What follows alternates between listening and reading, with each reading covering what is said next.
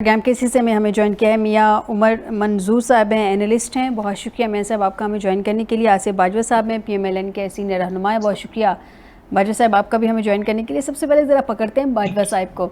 बाजवा साहब, चूँकि आप हुकूमत को रिप्रेजेंट कर रहे हैं, मियाँ साहब आपकी तरफ आती हूँ, ज़रा मैं बाजवा साहब का जवाब ले लूँ।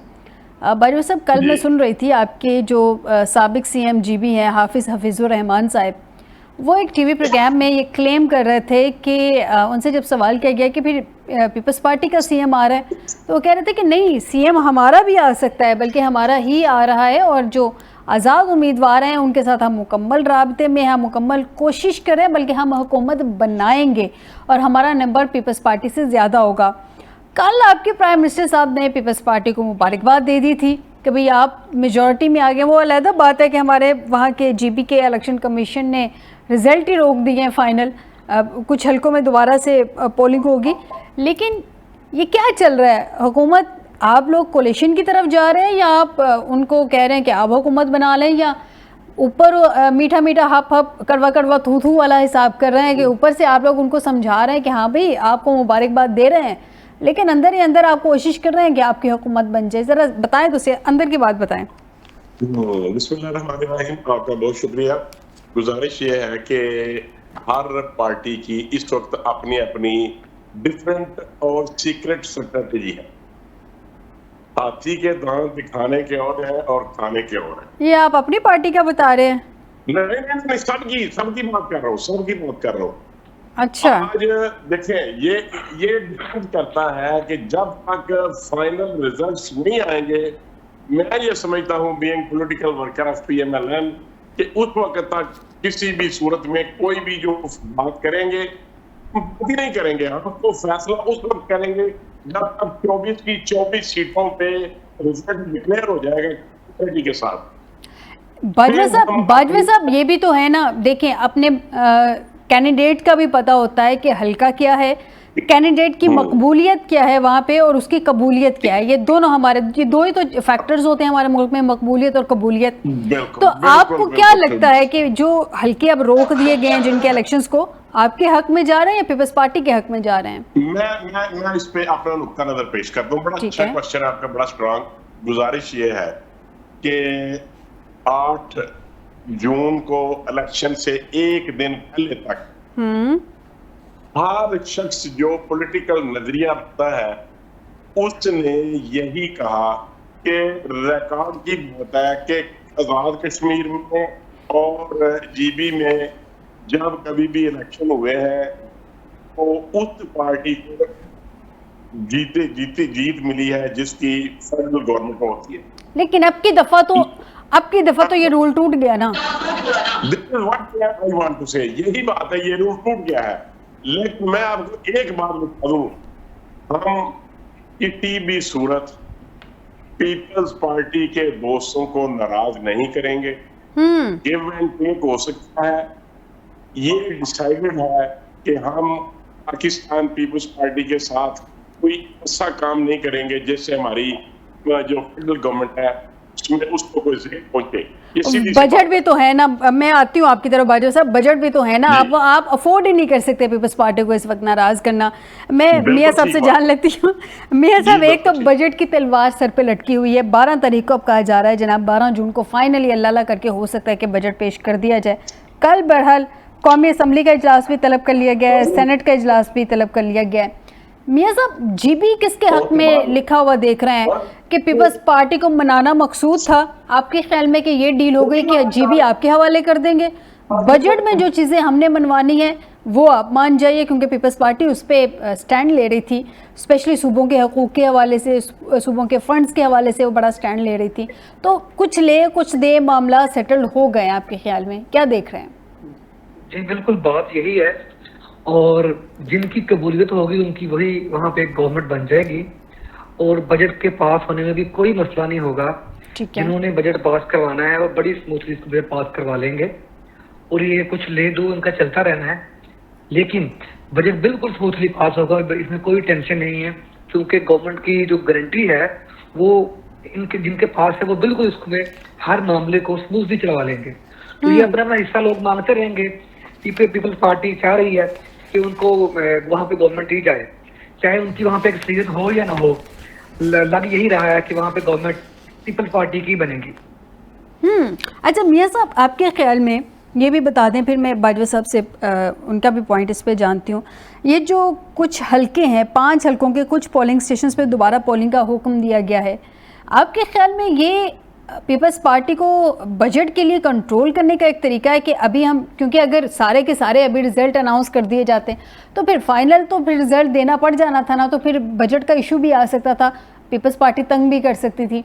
तो उनको कंट्रोल में रखा गया है कि अगर आप बजट के मामले पे सेटल्ड होते हैं तो आपकी, हमने वहाँ पे विनिंग पोजीशन तो ले आए हैं, लेकिन जीबी आपके हवाले तब करेंगे जब आप बजट पे इत्तफाक करेंगे या उस पे जो है वो एग्री करेंगे।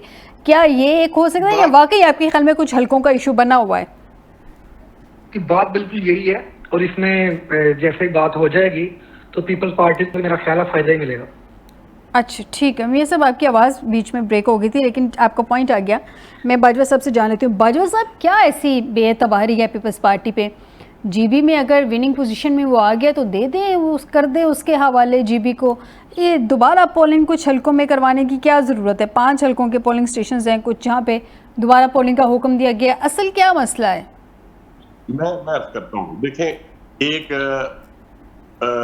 मादी बईद में, चले मादी करीब तो नहीं कह सकते, एक हुकूमत थी और उन्होंने ये कहा कि हमें तो ISI वाले इकट्ठे करते थे कि भाई जाए जाके वोट दें, ठीक है। अच्छा। और ये मैं इसलिए रेफर कर रहा हूँ, ये बात आपने जो फिक्रा बोला बड़ा अप्रिशिएबल है कि कबूलियत की बात आपने की, मकबूलियत की और कबूलियत की। देखें, जो इलेक्शन कमीशन ने जिन हलकों में, जिन पोलिंग स्टेशंस के मतलब रीकाउंटिंग और री वोटिंग का ऑर्डर किया है, उसमें जो तहफ़्फ़ुज़ात थे वो पाकिस्तान पीपल्स पार्टी के भी थे। उनकी भी ये ख्वाहिश थी कि यहाँ पे रीकाउंटिंग हो या जहाँ पे वो चाहते थे वहां पे रीपोलिंग हो, तो ये वहां पे रीपोलिंग। और ये जो बात आप कर रहे हैं कि शायद कबूलियत की वजह से ऐसा हुआ है, बिल्कुल अभी ऐसी कोई बात नहीं है। और ना हम इस तरीके से अपने कोलिजन पार्टी को नाराज करने की तरफ लेके जा सकते हैं, ना हम अफोर्ड कर सकते हैं। लेकिन जताया तो आपने नहीं है ना, आपने तो अपनी जगह पे बड़े मियाँ साहब को भी लॉन्च किया। मेरे कहने का मतलब कि वहाँ पे भेजा आपने बड़े मियाँ साहब को भी, और वो भी कैंपेन एक दिन वो भी वहाँ पे पहुँचे, आपने भी अपनी पूरी कोशिश की। अगर आप जीत जाते तो ट्रे में तो सजा के, ऑब्वियस सी बात है, अपने पीपल्स पार्टी को नहीं उनकी अपनी हुकूमत देनी थी। अब चूंकि आप वहाँ पे जीते नहीं, तो अब आप कह रहे हैं कि आप उस पार्टी को नाराज नहीं कर सकते। इलेक्शंस की भी तलवार सर पे लटकी है, बजट खत्म हो जाता है और उसके बाद अगर मामला आपकी सीटें, ये जो 5 हलके हैं, ये 5 हलकों के कुछ पोलिंग स्टेशन, इसमें अगर आपकी विनिंग पोजीशन आ गई तो क्या करेंगे? तब भी पीपल्स पार्टी को हुकूमत देंगे? मैं नहीं, देखें, बात ये है, फिर भी हम मिलके बैठ के बात करेंगे। और अगर पाकिस्तान पीपल्स पार्टी इस बात पे राजी रहे, इस बात पे राजी रहे कि हमारी अगर अददी अक्सरियत उनसे, हमसे ज्यादा हो, तो वो चाहे कि हम गवर्नमेंट बनाना चाहते हैं। देखें, पाकिस्तान पीपल्स पार्टी एक डेमोक्रेटिक पार्टी है। उन्होंने जब जनरल इलेक्शन 8 फरवरी 2000, तो उन्होंने कहा था, कैटेगोरिकली कहा, जरदारी ने कैटेगोरिकली कहा कि आओ हम आपको दावत देते हैं कि आप किसी के साथ मिलकर हुकूमत बना लें, लेकिन दे रिफ्यूज्ड, PTM रिफ्यूज किया। इसलिए मैं ये अर्ज करूं कि ये इतना आसान नहीं है, ये इतना बच्चों का खेल नहीं है कि जिसको मर्जी हम नाराज कर लें, जिसको मर्जी हम राजी कर लें। आपका क्या ख्याल है कि अगर बाजवा साहब, राजी आपने थोड़ी करना है, आज जिन्होंने राजी करना है, जब वो राजी करने पे आता है तो सारे राजी हो जाते हैं। नहीं, ये देखें, ये इतना भी नहीं है कि देखें कि हम बिल्कुल डीवैल्यू भी नहीं है ना। हम पाकिस्तान की एक गवर्निंग पॉलिटिकल पार्टी है, मतलब हमारी हुकूमत है, पंजाब में हमारी हुकूमत है और कोलिशन हमारी पार्टी है पाकिस्तान पीपल्स पार्टी के साथ। हम ये चाहते हैं कि गिलगित बल्तिस्तान में अगर अददी अक्सरियत पाकिस्तान पीपल्स पार्टी की होगी तो हम यकीनी तौर पर उनको ऑफर करेंगे। हो सकता है उनके साथ ही यहाँ पे मिलके गवर्नमेंट बना लें, लेकिन अगर अददी अक्सरियत उनकी होगी तो उनको देंगे, कंट्रोल उनको देंगे, की उनको देंगे, क्योंकि ये आपके पास चाबी है। ठीक है, सीट में जिस सीट पर उठाएंगे हम बैठ जाएंगे। ठीक हो गया। मैं बाजवा साहब से जानती हूँ, बाजवा साहब, मखलूत हुकूमत की तरफ जा रहे हैं आप लोग? कोई ऐसे डिस्कशन हुई है पार्टी के अंदर?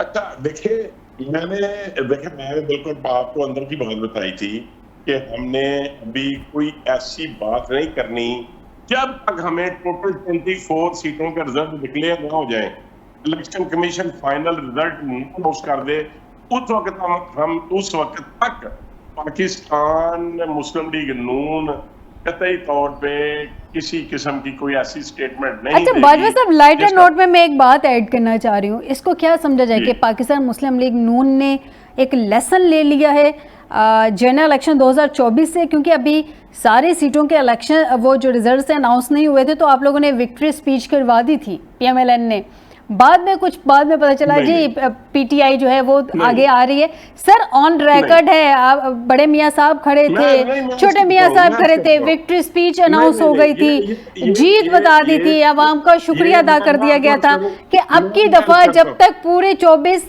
सीटों के कोई हतमी नताइज सामने नहीं आते कुछ नहीं करना, कोई बात नहीं करनी। नहीं, मैं अर्ज करता हूँ, देखें ये सीखने का अमल सारी जिंदगी जारी रहता है। अच्छा। और सीखना भी चाहिए मैडम। अब मैं आपको अर्ज करूं कि एक वक्त वो था कि जब मियां नवाज शरीफ साहब ने रात के 11 बजे एक स्पीच की थी कि मुझे 2/3 मेजॉरिटी चाहिए, तो उसके ऊपर आपको पता है कि कितना तूफान बरपा रहा। ये क्या कहते हैं ना, तूफान बरपा हुआ, उसके बाद कितनी देर तक तूफान बरपा रहा। और अब आप मुझे ये बताएं कि आप बिलावल भुट्टो साहब ये नहीं कहते रहे इलेक्शन कैंपेन में, कैटेगोरिकली वो कहते रहे हैं कि मुझे आप 2/3 मेजॉरिटी दें, मैं यहाँ पे ज्यादा वजीर आला लाना चाहता हूँ जो आपको हक मलकियत देगा, जो ये इलेक्शन थे, ये सारी चीजें थी। लेकिन इसके बावजूद मैं ये समझता हूँ और पार्टी की भी सर मैं तो विक्ट्री स्पीच की बात कर रही हूँ, ये तो जाहिर सी बात है सारी सियासी जमातें अपना अपना जो इजहार है वो तो करती हैं। जैसे मियाँ साहब वोट कास्ट करने गए थे तो उमर साहब हमारे साथ है, ठीक हो गया। मैं आपकी तरफ आती हूँ बाजवा साहब, मैं ज़रा मियाँ साहब से जानूँ। मियाँ साहब आपकी दफ़ा जैसे बाजवा साहब कह रहे हैं कि जब तक 24 से 24 हलकों के रिजल्ट सामने नहीं आ जाते हम हतमी तौर पे कुछ नहीं कह सकते। मैंने इनसे क्वेश्चन किया कि आपने क्या 2024 के इलेक्शन से लेसन लिया है कि जब अभी सारे हलकों के रिजल्ट सामने नहीं आए थे तो विक्ट्री स्पीच कर दी थी और उसमें एक दूसरे को मुबारकबादें भी दे दी थी, बाद में पता चला था कि पीटीआई जो है वो विनिंग पोजीशन में आ गई है। तो अब की दफ़ा क्या आपके ख्याल में ये लेसन ले लिया है या आपकी दफ़ा रोक दिया गया है कि नहीं रुक जाइए, बजट पहले आ जाए, वो पास हो जाए, फिर देखते हैं कैसे निपटना है इस सब से? जी बाजवा साहब बड़ा थोड़ा सा मुहतात तरीके से बात कर रहे हैं। बात तो बिल्कुल ये है कि पीपल पार्टीज को वहाँ पे गवर्नमेंट देनी है और उसके लिए जो उनके कुछ पीपल्स पार्टी के तहफ़्फ़ुज़ात थे बजट में और जो गवर्नमेंट चाह रही थी कि बजट में कुछ ऊपर नीचे करना है और जो हमारे ताकतवर हल्के चाह रहे थे, तो वो सेटलमेंट के लिए ये काम रोका गया है। जैसे ही वो होगा तो बिल्कुल ये बात वाज़ेह है कि गवर्नमेंट वहाँ पे पीपल्स पार्टी की ही बनेगी, चाहे रिजल्ट जो मर्जी हो। जो आज़ाद उम्मीदवार भी हैं वो भी अगर उनके पास बंदे कम भी हुए तो पीपल्स पार्टी को वो भी दे दिए जाएंगे। अच्छा मियाँ साहब एक और बात बता दें, फिर मैं बाजवा साहब से भी ये बात कंफर्म करती हूँ कि कहा जा रहा था कि 2 ऐसे आज़ाद उम्मीदवार हैं जिनको पीएमएलएन सपोर्ट कर रही है, तो आपके ख्याल में पीएमएलएन उनको सपोर्ट क्यों कर रही थी? पीएमएलएन ने बाद में कहा जा रहा था कि वो पीएमएलएन में शमूलियत इख्तियार कर लेंगे, तो वो पीएमएलएन की ही टिकट पे आ जाते, या उनको लगा कि पीएमएलएन की टिकट लेना उनके लिए नुकसानदेह है तो आज़ाद रह के वो जीत जाएंगे, बाद में देखते हैं शमूलियत किस में करनी है। एक बात तो ये कि आज़ाद रह के उनको जितना आसान था, हालात का सबको पता था कि उनको वो कैसे जीत सकते हैं। और दूसरी बात, उनको अब जहां भेजना मुनासिब होगा वहां उनको भेज दिया जाएगा ताकि उनकी गवर्नमेंट बन जाए। ठीक हो गया। मैं बाजवा साहब से जान लूँ, बाजवा साहब 2 आज़ाद उम्मीदवार थे ना जिनको आप लोग सपोर्ट कर रहे थे और आपकी पार्टी कह रही थी कि उन्होंने रिक्वेस्ट की थी कि उनकी जगह किसी को खड़ा ना किया जाए पीएमएलएन से, तो सर आपने अपना टिकट क्यों नहीं उनको दे दिया? आप उनको सपोर्ट कर रहे थे, बाद में उन्होंने आपकी पार्टी में शमूलियत इख्तियार करनी है तो अपना ही टिकट दे देते सर, अपना नाम दे देते। उसमें मैं बिल्कुल, ये आपकी बिल्कुल दुरुस्त बात है कि अगर हमें इतना ही शौक था उनकी सपोर्ट करने का तो हमें उनको अनाउंस कर देना चाहिए था, हमें टिकट इशू करना चाहिए था। एग्जैक्टली। लेकिन हर हल्के के अपने अपने मसाइल हैं, हर हल्के के वोटर्स का अपना अपना मिजाज है। मिसाल के तौर पे आप कह सकते हैं कि गुजरांवाला डिवीजन जो है वो पीएमएलएन का गढ़ है। आप कह सकते हैं कि रावलपिंडी डिवीजन है, इस्लामाबाद है, फलां जगह है, या कहती कि जो है वो पीटीए का गढ़ है।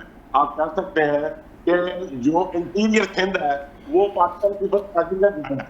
तो इस तरीके से हम ये समझते थे कि जो जिन लोगों ने हमसे टिकट लेनी चाहिए वो इतने मकबूल नहीं थे, और जिन लोगों को हम टिकट देना चाह रहे थे वो हमें बिफोर इलेक्शन ज्वाइन नहीं करना चाह रहे थे। ये बड़ी क्लियर सी बात है। लेकिन क्यों नहीं करना चाह रहे थे, यही तो मैं आपसे जानना चाह रही हूँ कि क्या वहाँ का जो वोट बैंक है, बाजवा साहब मेरा पॉइंट ले लें कि क्या वहाँ पे जो लोग हैं, आप लोगों को डर था या उन आज़ाद उम्मीदवारों को डर था कि अगर हम नून की टिकट पे आ गए हमें वोट नहीं मिलेगा?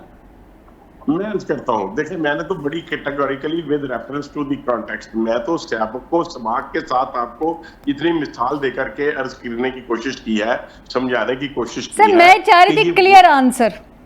मैं क्लियर आंसर ये दे रहा हूँ कि हम ये समझते थे कि अगर हमारी टिकट इन दो हल्कों में दी जाएगी तो हमारा कैंडिडेट जो है वो शायद विनिंग पोजीशन में ना हो। यानी कि पीएमएलएन को ये खतरा था कि उनकी वहाँ पे स्पोर्ट बैंक नहीं है, स्पोर्ट बैंक नहीं है, तो लिहाजा उनको वो वहां से नहीं जीत सकता। ठीक हो गया, ठीक है। पॉलिटिकल स्ट्रेटेजी आपने अपनाई ना, पॉलिटिकल स्ट्रेटेजी सीट निकालने के लिए अपनाई, ठीक है, मैं एग्री करती हूँ। मैं मियां साहब से जान लूं। इसलिए कि जो लोग हमसे ये टिकट मांग रहे थे, ये क्योंकि इनका तल्लक पाकिस्तान मुस्लिम लीग नून से नहीं था, इसलिए हमने कहा कि हम इनको टिकट नहीं देंगे, ये जीत जाए फिर हम इनको अपने स्ट्रेटेजी थे ना, इसी को तो स्ट्रेटेजी कहते हैं, पॉलिटिकल स्ट्रेटेजी स्टंट था। चले ठीक हो गया। मैं मियां साहब से जान लूं। मियां साहब, अब पीपल्स पार्टी को तो दे दिया गया जीबी, एजेके के भी इलेक्शंस हैं 27 जुलाई को, वहाँ के भी इलेक्शंस अनाउंस हैं। हालात जो भी हैं वो एक साइड पे फिलहाल रख के इलेक्शन की बात करें, फिल वक्त पीपल्स पार्टी की हुकूमत है वहाँ पे, और आगे पता नहीं किसकी हुकूमत बनेगी। आपके ख्याल में फार्मूला जो डिस्कस किया जा रहा है कि जिसको एजेके मिलेगा उसको जीबी नहीं मिलेगा, और जिसके पास जीबी होगा उसके पास एजेके नहीं होगा।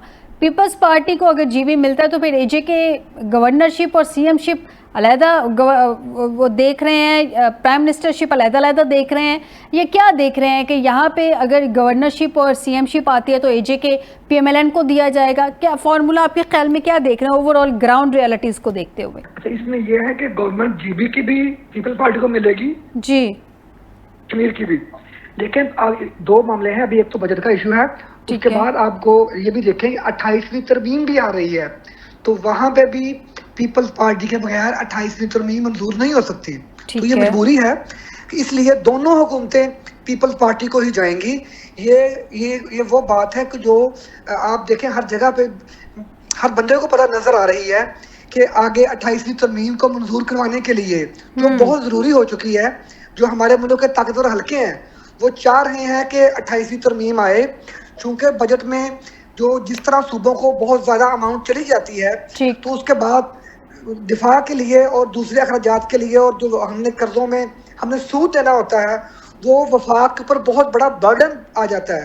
तो इसलिए जो 28वीं तरमीम में इन तमाम मामलों को हल करना है, तो इसके लिए पीपल पार्टी को उन्होंने एक ऑन बोर्ड रखना जरूरी है, ठीक हो, नवाजना जरूरी है। आपके ख्याल में जीबी की और एजेके दोनों हुकूमतें पीपल्स पार्टी के पास रहेंगी, ये आपका तज्जिया है?